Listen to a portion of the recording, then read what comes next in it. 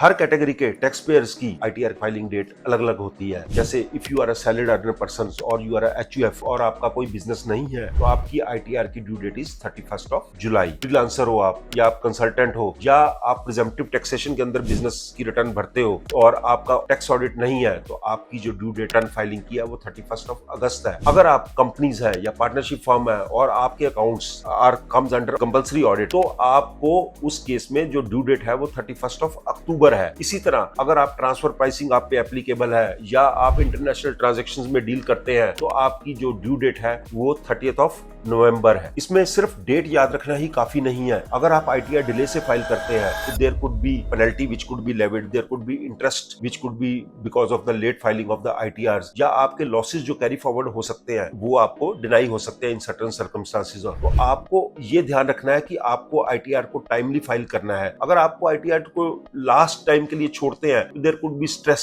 And anxiety और कुछ चीजें आप मिस भी कर सकते हैं। तो अपनी आईटीआर को प्लान करके टाइमली फाइल करिए। आईटीआर प्रोफेशनली और एक्यूरेटली भरवाना चाहते हैं तो आप हमें आईटीआर करके कमेंट करिए या डीएम करिए। We will ensure that your ITR is filed accurately as per your bank transactions and other things, whether it's a business ITR, whether it's a salaried ITR, whether it's a company cases.